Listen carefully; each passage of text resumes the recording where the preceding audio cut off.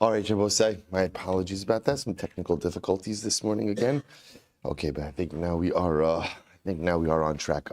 Begin by thanking our sponsors. To thank our Talmud Torah sponsors for the month of Sivan, Paul and Kathy Pollack, for dedicating all the Sherman Drushos this month as a zechus for refuah shlema of Kathy's sister Donna Baker Matson, and our Day of Learning sponsors Alan and Sherry Steinmetz in commemoration of the yahrzeit of Alan's mother Chaya Bas Remeir. We hope that in the merit of our Talmud Torah, the neshama will have an aliyah and the family Einacham. Also, with that, let us begin. Today's daf is Chaf Aleph 21, but we are picking up in Meretz Hashem. We are picking up on Chaf Amud Beis, and we left off. Where did we leave off? Okay, so let's just pick up over there. We actually got a little bit into this. It's right across from Tosfos Sefer Echad Amarachmana. So, Rabbi Shmuel asks the following kasha: the get kasav al yado. Well, here's the following case: you have an eved Kanani, and the chazaka was, the understanding was that the eved belonged to the husband. Now, what happens? The eved turns up, and there is a get that is written on the hand of the eved. Bahari hu yotzi mitachas yada. But now the eved is in the possession of the woman. So, what's the shaila? Mahu. What's the halach over here? Aknui aknila, o dilma minafshi ayo. So do we say, so there are two possibilities. Possibility A is that the husband conveyed ownership of the eved to the isha. If the husband did this, then what would be the halacha? Should be migoresha, should be divorced, because as we established in the Mishnah, technically speaking, you can write a get on the hand of the eved. On the other hand, what's the concern? The concern is that maybe the husband did write the get on the hand of the eved. But remember again, in order for that get to be effective, the eved would have to be conveyed to the isha. Maybe we should be concerned over here that the eved went on his own volition. He just wandered on his own over to the woman. Now, if he wandered on his own over to the woman, then what, Rabbi say? Then the get would not be good. Because remember again, as much as the get may be written effectively, halacha lemaisa, it lacks a proper conveyance. So what do we assume happened over here? So Amar Rava said, Rava said, there's another problem. Why is this should be a problem? Because this type of writing ultimately could be forged or tampered with. The Gemara says, but according to Rava, if this is your problem, the truth is then the Mishnah poses a problem as well. Because what does the Mishnah say? Al hayad shal eved. Remember again, the Mishnah itself says that you could write a get on the hand of an eved. But isn't this the type of writing that could be tampered with? So according to Rav, the Mishnah is not going to pose the question because you could set up the Mishnah as be'edei misira v'Rabbi Elazarhi. The Mishnah could be talking about a case of edei misira, where there are witnesses who witness the giving over of the get. Therefore, they see the writing on the hand of the eved, and as long as the writing is fully intact and proper at the time of the giving over of the get, then the get is totally valid. But according to Rabbi Chama, what are you going to do? What are we talking about over here? We're talking about, again, a tattoo, right? A tattooed get. So therefore, because it's a tattooed get, therefore there is no possibility. It's tamper-proof. So Gemara says, okay, well, once you're saying that, once you're talking to me about a tattooed get, then masnisin nami lotikshi biksuvas kaka. Then the truth is the easiest way to also understand the case of the Mishnah Bosei is with that tattooed get, that when in fact the Mishnah says that you can write a get on the hand of the eved and hand that over to the isha, what is that talking about? That indeed is also talking about a get that is tattooed upon the eved, and therefore halacha l'maisa is ksav shin yachal is dayif, is the type of writing that can't be tampered with. Incredible. So my haviyallah. So I'll say, so bottom line, what's the answer to our question? Again, we asked a very specific question. What was our specific question? And the woman has in her possession an eved. The eved has on his hand a get. Okay, so let's establish right now it's a tattooed get, so therefore the writing itself is tamper-proof. What are we concerned about?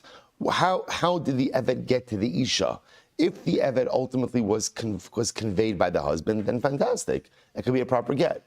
Our concern is that because an Eved has the ability to walk on his own, maybe he just walked over to the woman, in which case, again, the get would be invalid because halacha l'maisa, there was no proper conveyance. So what's the halacha? So tashma, the Amr Reish Lakish, hagodros inlan chazaka.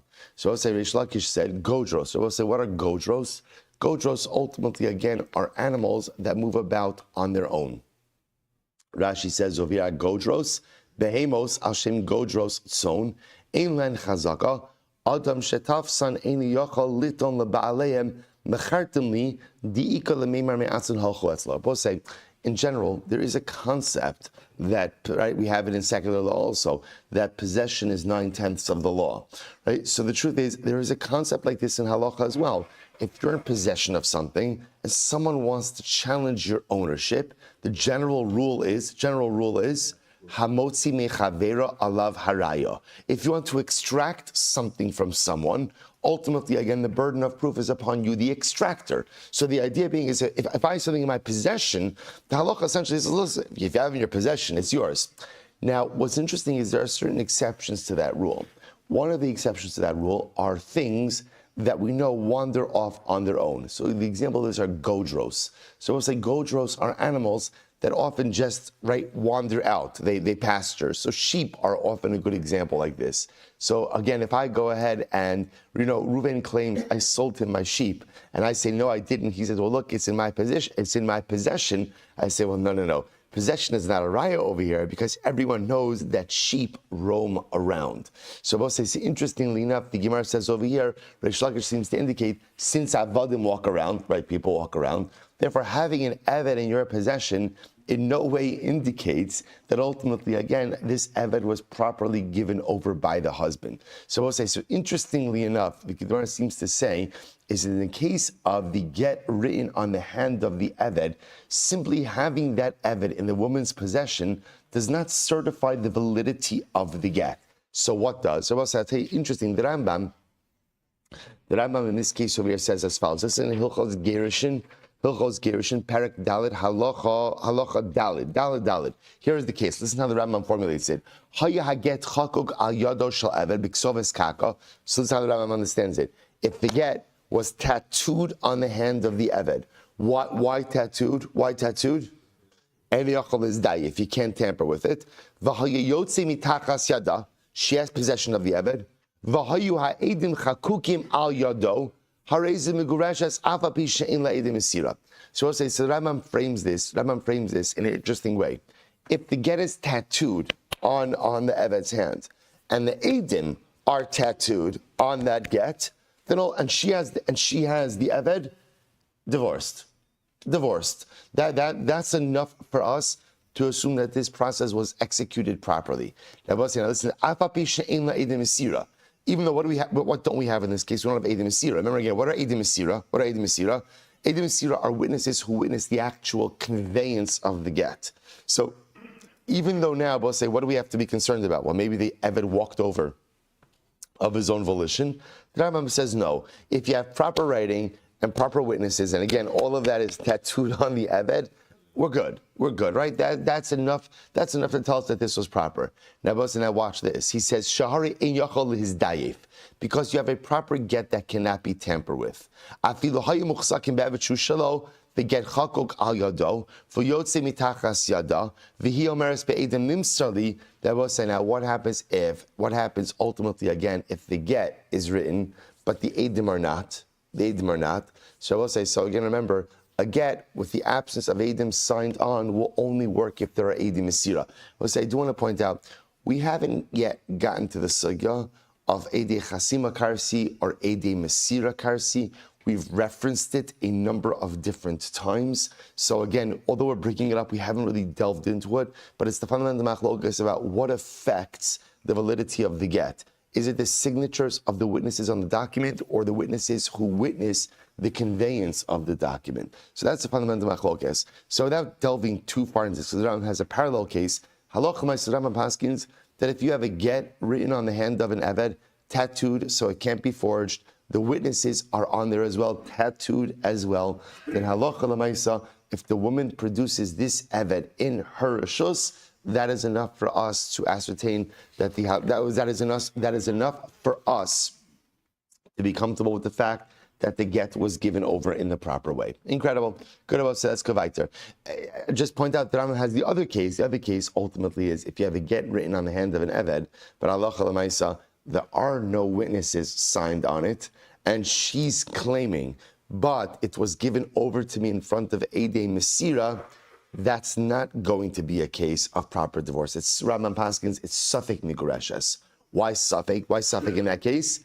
Because since Avadim could wander on their own, her producing of this Eved without producing proper Eidei Mesira, ultimately again does not allow her to claim that she is divorced. Okay. Was another interesting case.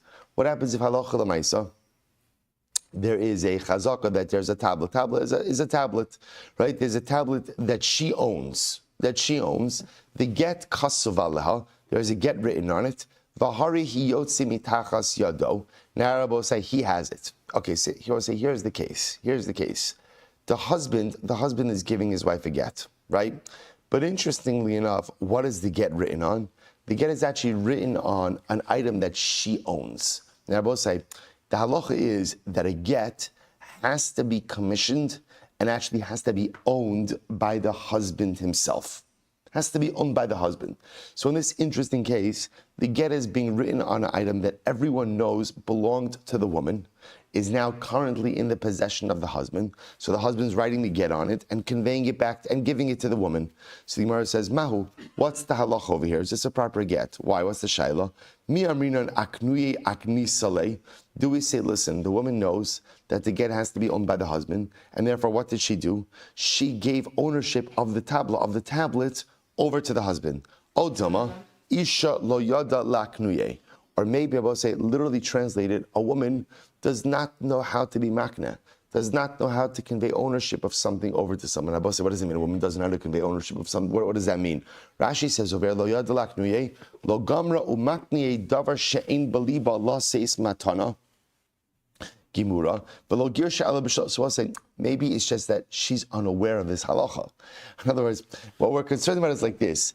Maybe she doesn't know that the halacha really is that the get has to be owned to the husband. So she gives him the tablet to write the get on, but she never really has in mind to convey ownership over it. So that's the shayla. So I'll say, so now again, get is being written on something that clearly belonged to the woman.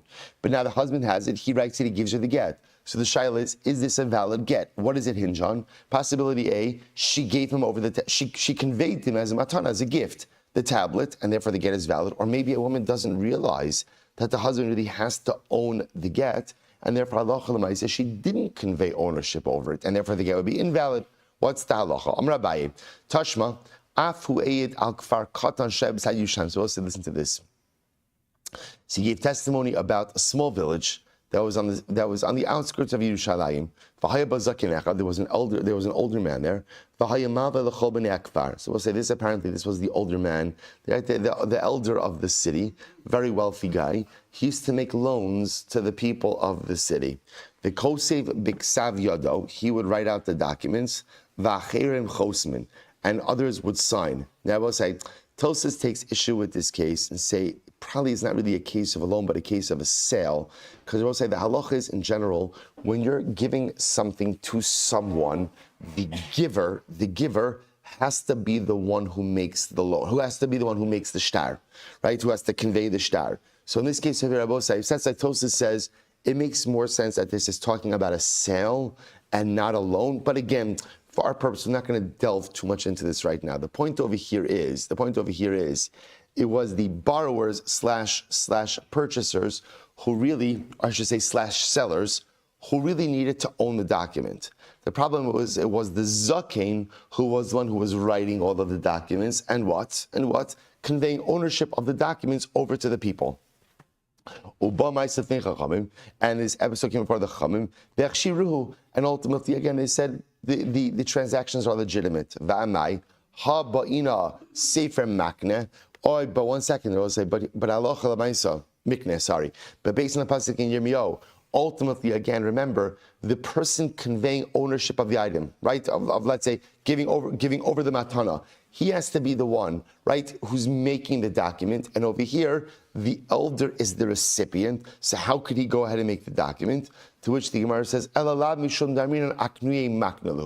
it must be because we know that the elder, what did he do, Rabbi say? What did he do? As much as he drafted it, what did he do? He conveyed ownership of the document over to the people. So what do you see from here? What do you see from here? You see from here that halacha lamaisa, there is the ability for one party to draft the document and what?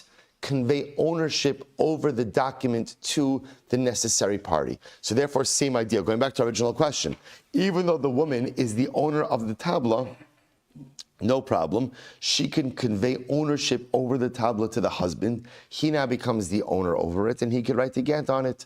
Rava my kushya. Rava says, I don't understand why this is a problem. Dilma, top of chafalif, zokin shiny, tiyada la'aknuye. I will say, so again, remember, our concern over here is not about the ability to do something. Our concern over here is about whether or not the woman involved knows what she has to do. In other words, I was saying the ability for one party to go ahead and either write a document or take the vehicle for the document and convey ownership of that to another party, that's not in question. Right? That we know can be done. What's our shaila? Was it done? Was it done, right? Does a woman know? Does a woman know? I was well saying, remember, the Gemara is also making the assumption over here that just historically, right, from the vantage point of the Gemara, women were not necessarily making shtaros, right? They weren't entering into contractual agreements per se. They weren't making documents. So therefore, that's the mindset that the Gemara is operating from. So because of that, the shaila just is, Rachel is getting divorced from Ruvain. She has a tablet. She's willing to give the tablet over for the get. But the get has to be owned by the husband. So what does Rachel think she's doing when she gives over the tablet? She figures, okay, whatever, I'm letting him borrow it. So it's coming back to me anyway, so I'm just letting him borrow it. Or no, does she understand that she actually has to convey ownership over the tablet to him? So it's not a question of possibility. It's a question ultimately, again, of mindset. So Allah Amar Rava Mehacha. So Rava understands it. It was an interesting case. They will say this is actually a very interesting case. Imagine the following situation: Reuven lends $10,000 to Shimon. Right? So Reuven lends $10,000 to Shimon. So ultimately, again, so what happens? We'll say after the document is signed, there's a guarantor that signs after the signatures. Now, I will say, now that's always interesting. In other words, generally, if there's going to be a guarantor, the guarantor is going to be written into the actual formal parts of the document itself. Ultimately, again, and then the witnesses sign on the transaction in its entirety. In this case, the guarantee is written in after the signatures of the documents. Look at Rashi. La'achar chitum, la'achar shenechtam ashtar kasav ha'arev ksav yado v'ani arev. So I'll say, so the way it worked was like this: that after the so again, Reuven lent Shimon $10,000. That's included in the document, and then afterwards it says, and Levi writes in his own handwriting, and I guarantee this debt for Shimon. Okay, so what's the halacha? Ultimately, we'll say if Shimon defaults, if Shimon the borrower defaults, Reuven could go ahead and collect, but Reuven could only collect from unencumbered properties. Unencumbered properties. What's the logic? Rashi says, we'll say first short line in Rashi, but ultimately, again, not from encumbered properties. Less like kala, so I'll say this is fascinating. In general, the halacha is any loan recorded in a document, you're allowed to collect from encumbered properties. Why? Because the assumption is that a document generates a kol, generates a publicity associated with it. The challenge over here is because the guarantee is coming after this document has already been solidified. This is considered to be as if the guarantee is not recorded in a document. Because it's not recorded in a document, again, Levi has committed himself, but again, Levi's commitment only devolves upon unencumbered property. So Reuven, the lender, would not be permitted to go ahead and seize from Levi any encumbered property, because it's as if Levi's guarantorship, I don't know if that's the proper word, but guarantorship ultimately is not recorded in a document. Okay, finish Rashi. Rashi says, "V'ama kol adam nami makne the haishtara kishechasa ariv la'achar zman kavar haya masr lemilva lemalva veheich nichsia ariv hazeh mishtabdim v'haba inan sefer mikne." And Abbas, now watch, this is actually fascinating. The Gemara is understanding over here that in order for a guarantor, ultimately again, to really be on the hook, he has to have possession of he has to have some level of ownership over the document. So the problem I'll say over here is, since he's signing on it, since he's signing on it, literally after the document has been executed, who has possession of the document? Who has possession of it? Right, the lender, right? Because that's his vehicle for collection. So ultimately, again, how does the guarantor become obligated in his guarantorship when he never has possession of the document at any point in time? But say, remember again, why does the guarantor have to have some level of possession of the document? Because what is the guarantor giving over? What is he giving over? He's giving over his guarantorship, which creates a lien on his property. So what is it? Guarantee. He's giving over his guarantee. Got it. Like I was saying, his guarantorship, right? So his guarantee, right? So the idea that the Gemara is making, the idea that the Gemara is highlighting over here is that halacha l'maisa, when you are conveying something to someone else, ultimately, again, at least for some point in time, you have to be able to do that through ownership over the shtar. So the guarantor, Levi, when he's creating his guarantee, that document must be in his possession for some amount of time. But here's the problem. The problem just is, I would say, we're not really doing these mechanics due justice, because there's a lot more involved in the way I'm presenting it. But again, for our purposes, it's enough to get clarity on the primary issue, which is get. So remember again, the problem over here is Levi's guarantee is coming after the document has been solidified.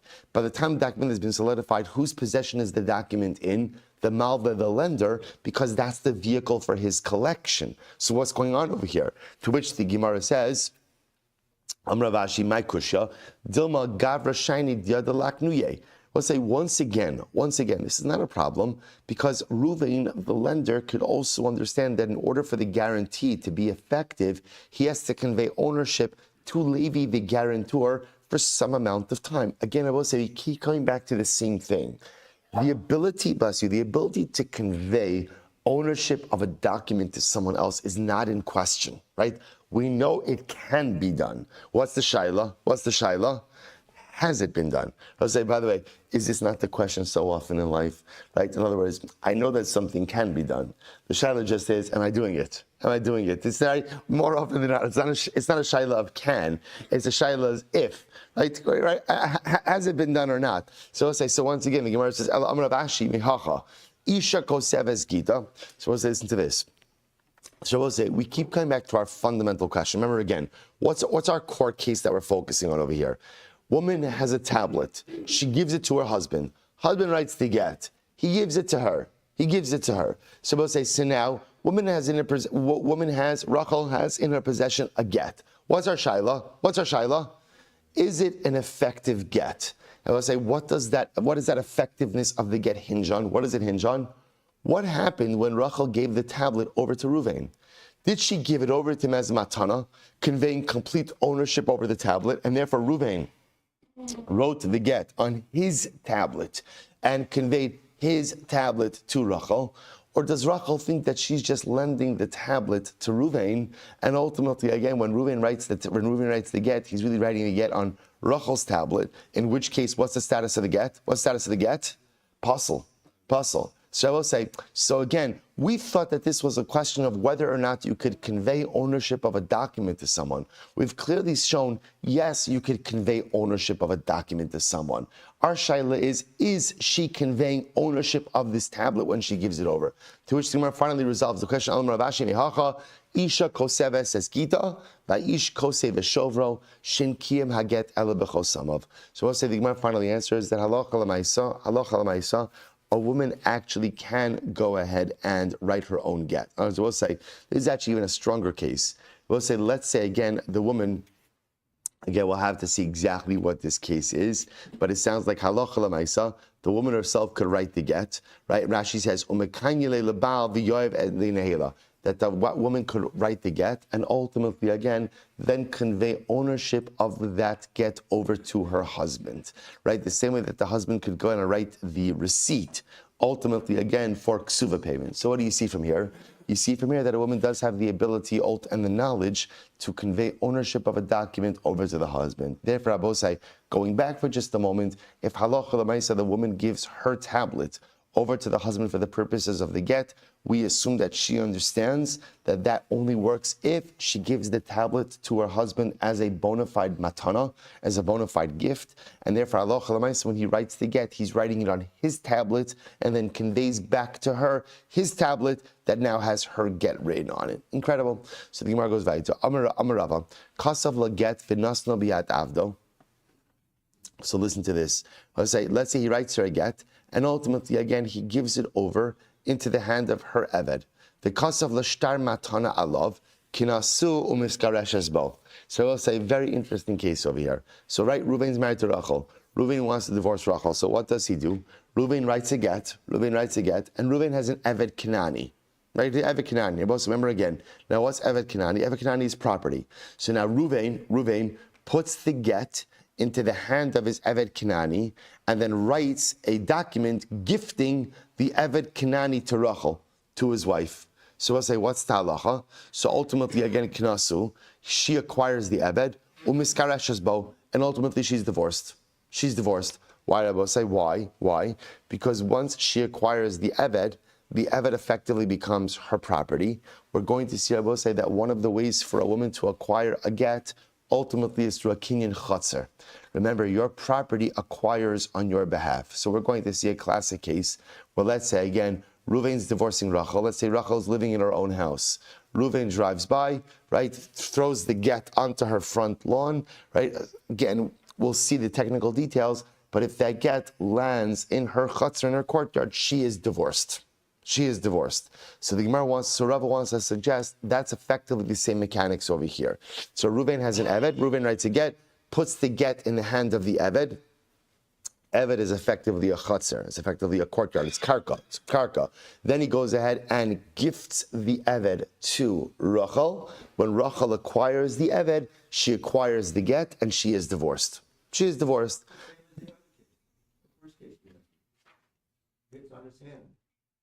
No, it's not the same as the first case. Remember, again, in that case, the get was on the Eved, right? So ultimately, again, if the Eved is the get, here the Eved is the chotzer. Very different case, very different mechanics, right? So one case, again, the Eved is the get. That's the case of the Mishnah. The get is written on the Eved. The Eved becomes the get, effectively. In this case, the Eved is a courtyard. The Eved is a chotzer. To which the Gemara says, but one second, va'amai, chotzer ma'alechasi. But this is a mobile chotzer. The mobile chotzer, moving chotzer, since the Eved can walk. The chotzer ma'aleches lo kana. So I will say, part of the concept of a chotzer, of a courtyard being kona, is the fact that it's stationary. This is a chotzer mahaleches. This ultimately, again, is a moving chotzer, and a moving chotzer ultimately, again, is not kona. I will say, by the way, you know what this is reminiscent of? Remember, we had the same type of machlokes by an ohel, right? By an ohel, right? For example, an ohel has the ability to serve as a barrier to tumah. But remember, again, we had a machlokes what? An ohel zrok, right? A movable ohel. So, right, once something becomes movable, often its fundamental identity changes. So the Gemara says it's true. An Eved is karka, right? Karka, land, has the ability to acquire like a chotzer. Only problem is that this is a moving chotzer. In general, a moving chotzer is not kona. But maybe we're talking about a case where the Eved is standing still, right? So I will say, so what's the case? The case is where the husband, right, Reuven writes a get, puts it in the hands of the Eved, right? The Eved is standing still. He then conveys ownership of the Eved over to the Isha. She acquires the Eved. By dint of acquiring the Eved, ultimately, again, she acquires the get, because the Eved operates as her chotzer. She acquires the get through her chotzer, and he's standing still. To which the Gemara, kol shilu mahalech lo kana, omid v'yoshev lo kana. Let's listen to this. Well, Rava says that doesn't work. It doesn't work, I will say, because essentially, any time where if something was moving, it would not be kona. even if it's standing still, it's not kona as well. So we'll say, so since the Eved, again, has the ability to move, therefore, even if he's standing still, he can't go ahead and acquire on her behalf. So what's the case? We'll say, v'hilchasa b'kafus. Interesting. What are we talking about? A case of a bound Eved. The Eved is bound. He's tied up. So in this case over here, he cannot move. So this would be the case, so I'll say, where it will work. So technically speaking, just give her the get, right? Just give it to her, right? Okay. But again, also remember, again, these cases are meant to be illustrative, and they teach us a number of principles along the way. So I'll say what you see over here is something really fascinating. So first of all, I'll say we're learning a lot of things. Number one, that a woman can be given a get through the mechanism of chatzar, which again, we'll spend a lot of time on that, right? So you could throw a get into her chatzar. We also know that, therefore, again, an Eved operates essentially as karka. But the only way that an Eved operates as karka, that has the ability to convey ownership to its owner through king and chatzar, is when the Eved has been immobilized. And not just temporarily immobilized by telling him to stand still, literally immobilized that he cannot move if he wanted to. So if he's tied up, he's in immobilized chatzar, which then means if the husband writes the get, places the get in the Eved's hand, right, and then goes ahead and conveys ownership of the Eved, ultimately, again, she acquires the Eved, she acquires her get. Incredible. Rav will say another interesting case. Kasav laget v'nasna bechatzero, the kasav l'shtar matan alav. So let's listen to this. What happens if halacha l'maisa, similar case, husband writes a get, right, puts it in his chatzar. So right, Reuven owns a parcel of land, puts it in his chatzar. The kasav l'shtar matana alav then gifts the chatzar to Rachel, his wife. Kinaso umiskaresh as bo. Ultimately, again, she acquires the chatzar, and ultimately is divorced. So we'll say, by the way, I'll just mention to you, the reason why these cases are interesting and they could come up is because if you have a situation where the wife is unwilling to receive her get, right, and let's say halacha l'maisa, again, she's not accepting the get. So remember, I want to point out, everyone thinks about aguna cases as cases where husband won't give the wife a get. There is a parallel case of a situation where a wife will not accept the get. Those cases happen as well. She will not accept the get. So let's say, so now again, the difference is the husband has certain remedies that the wife does not. But Lamaisa, for example, so we'll say here's an interesting case of a woman who would be recalcitrant to accept the get. So what could the husband do? Again, assuming that she's willing to accept the gift, what could he do? He could say, I'd like to give you a piece of property, right? He gives her a piece of property. Meanwhile, the get is in that property. When she acquires ownership over the chatzar, ultimately, again, she acquires ownership over the get as well. Okay, to which the Gemara says, now both say, now the truth is, it's the same case, right? It's the same case. Chatzar and Eved are the same case. They're both utilizing chatzar. So why do we need both cases? So the Ashmin and Eved have a dafka Eved. I would have thought a dafka applies in the case of an Eved. About chatzar, ligzar mishum chatzar bala achar mikan. Now both say, I would have thought the chatzar case does work. Now, I will say, I'll give you another case of chatzar that doesn't work. Here's the case of chatzar that wouldn't work.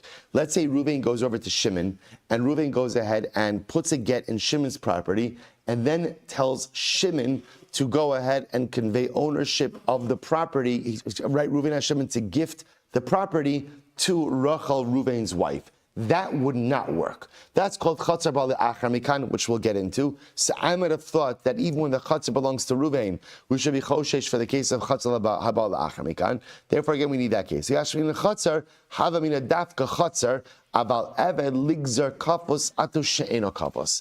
I will say again, if we were just talking about the case of chatzar, I would have said chatzar works, but maybe the case of Eved doesn't work out of a concern that you may come to use an Eved that is not bound. Kamash one will say both cases work. Halacha l'meisa. Bottom line, what we are learning is that Reuven, husband, could put the get in a piece of property that belongs to him, convey ownership of that property to his wife, and when his wife acquires ownership over that property, and obviously that requires her das. In other words, you can't give a gift to, well, technically maybe you can give a gift to someone without their das, but this is a case of das. When she acquires ultimately the piece of property, she acquires the get along with the property. Amar Rava. So I'm sorry, Amar Abaye. Michti. Chatzar mehecha Rabbi. Both say, from where do we know that a person's chatzar could acquire on their behalf? Right? Where does that concept come from? To which the Gemara says, if so, it's Rabbi miyada. Ultimately, we see that chatzar is an extension of one's hand. The same way that one's hand could acquire on their behalf, so too chatzar is considered to be an extension of the hand. So the Gemara says, if that's the case, we will say, Ma yada di'ise bein midaita bein bal karcha. So I will say, here's what's interesting. Yad, ultimately, again, I will say, works with your intention and without your intention. For example, if a husband goes ahead and puts a get in his wife's hand, whether she wants it, doesn't want it, is knowledgeable, not knowledgeable, she's divorced. She's divorced. So Yad, fasting, Yad has the ability to acquire even without your consent. In other words, not even just without your das, not even without your das, but even against your das. So maybe we would say, Afchat Seira, the Isa bein midaita bein bal karcha. So we'll say, would you say also that chatzar has the ability to work with your knowledge, without your knowledge, or even against your will? Vahamatana, so I'll say, but look at the case of a gift. Vahamatana, midaita isa bal karcha lesa. Now, we'll say, if you look in the case of matana, matana only works with one's consent, does not ultimately, again, work without one's consent. Look at Rashi, first white line, Bal karcha lesa, di amra i'ef shi lekabel matana mimenu, lo kanyele laha chatzer, v'lo megar shebe, de lo amrit le'necha. So this is very interesting. So remember, again, in all of our previous cases, matana does not work against one's will. So I'll say, let's go back for just a second. Reuven goes in and places a get in someone, right, in his chatzar. And then Reuven conveys ownership of the chatzar over to Rachel, to his wife. So what do we say? What did we say? When Rachel acquires the chatzar, she also acquires the get, she's divorced. But remember, how does she acquire the chatzar? How does she acquire the chatzar?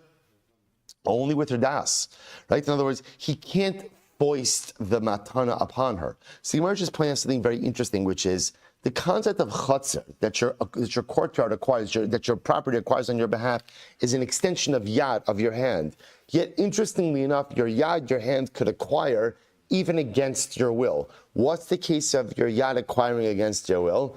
Reuven takes a get, puts it in Rachel's hand, she's divorced. She's divorced. Yet, interestingly enough, chatzar, which is an extension of your hand, apparently, again, does it acquire against your will or doesn't it? Because clearly in the case of matana, it doesn't acquire against your will. To which the Gemara says, Maskila are saying about Rashi, v'hashlichos lekabala. I say, take a look at the case of shlichos lekabala.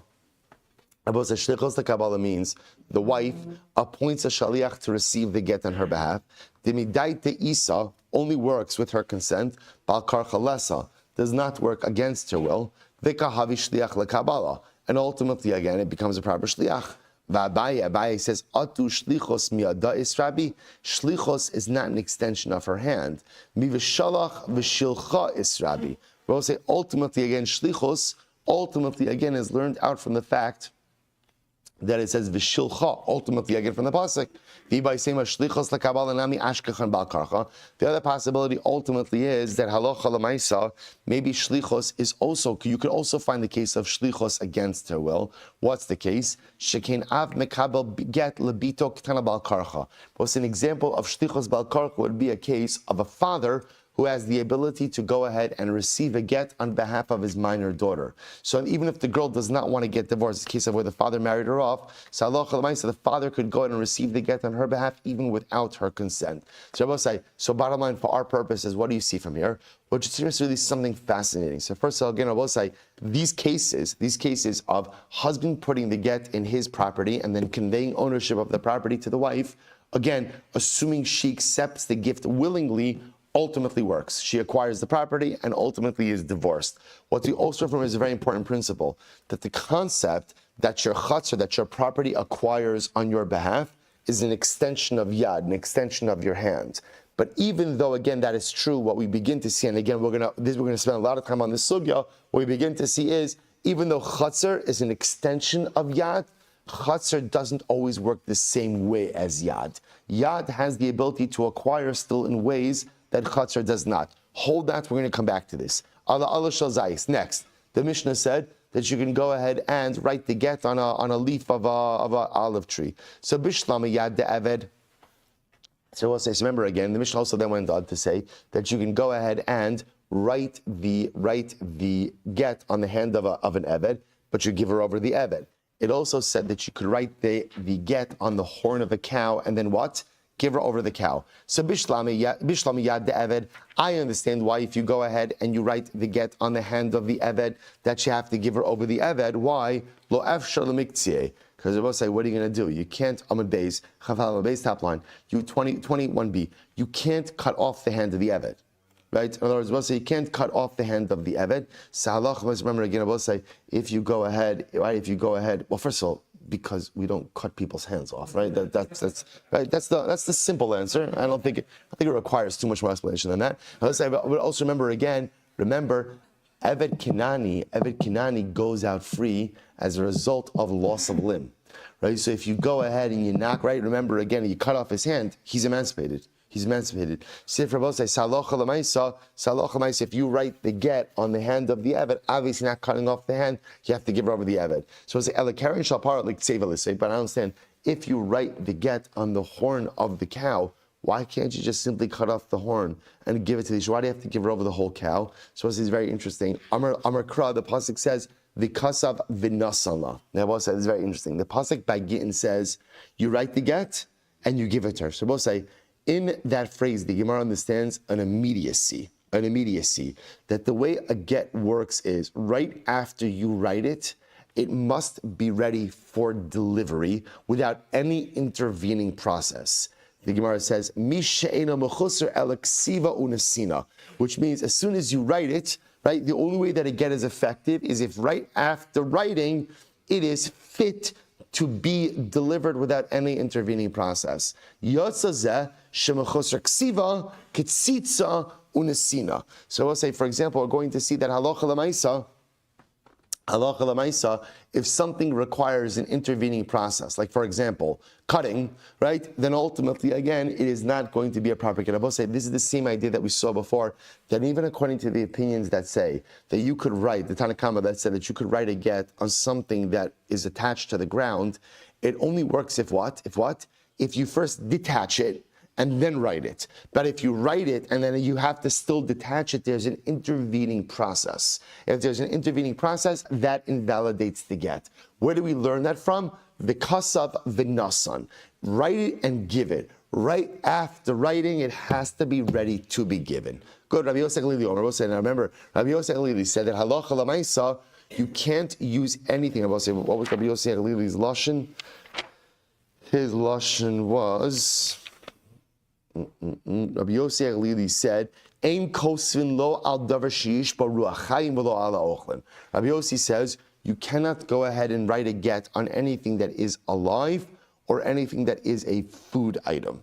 Right? If it was alive or a food item, ultimately again you can't write the get on it.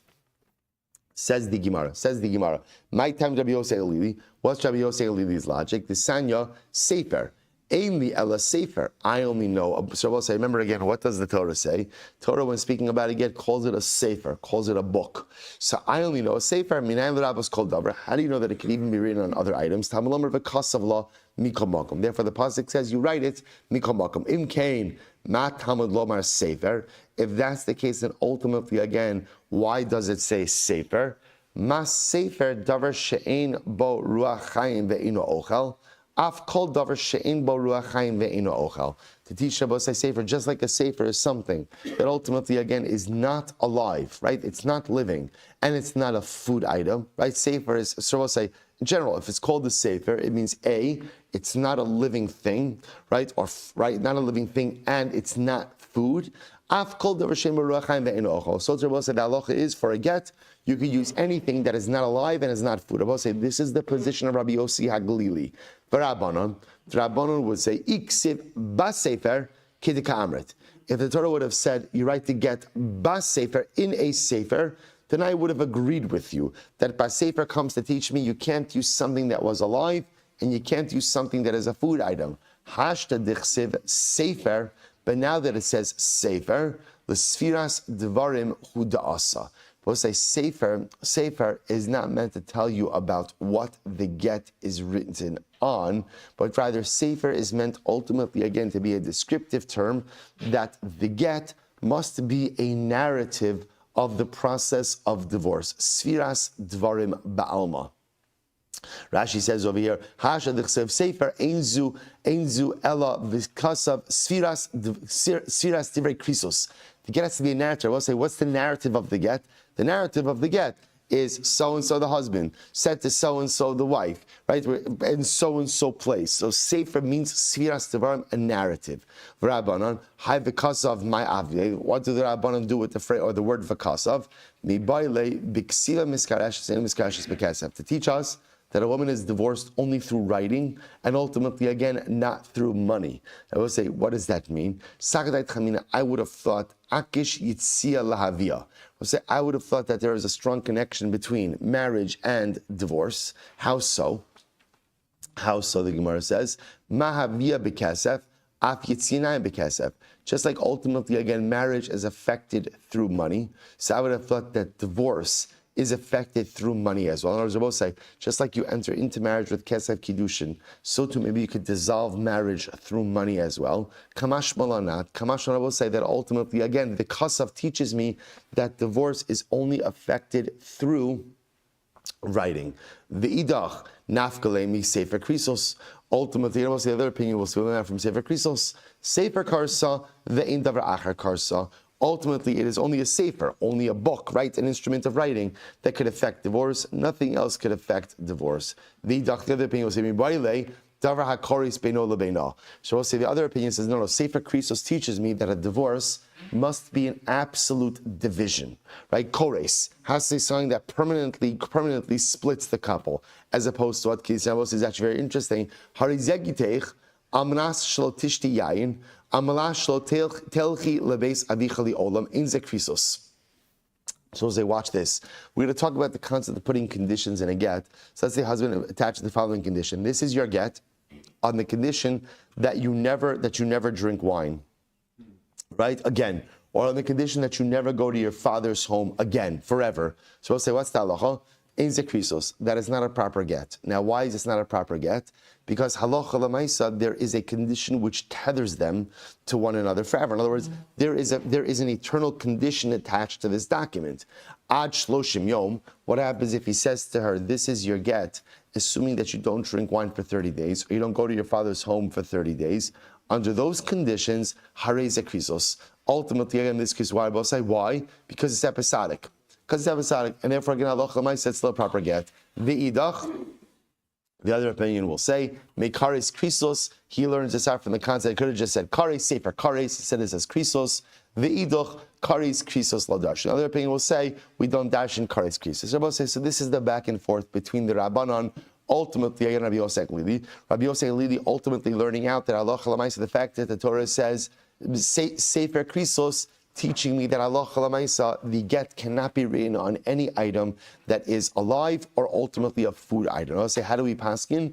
Rabban paskin is like the Chachamim, namely you can write a get on a food item, you could write a get on something that was alive, but remember, there is a very important caveat. What's the caveat? The caveat is v'kasav v'nasan. There can't be any intervening process between writing and giving. Rather, as soon as the get is written, it must be ready and suitable for immediate delivery. All right, we'll say shkoyach. We stop over here.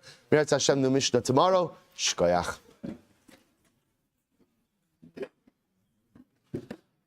All right, Chav Razum, have a great day, everyone. It's nice talking with you guys.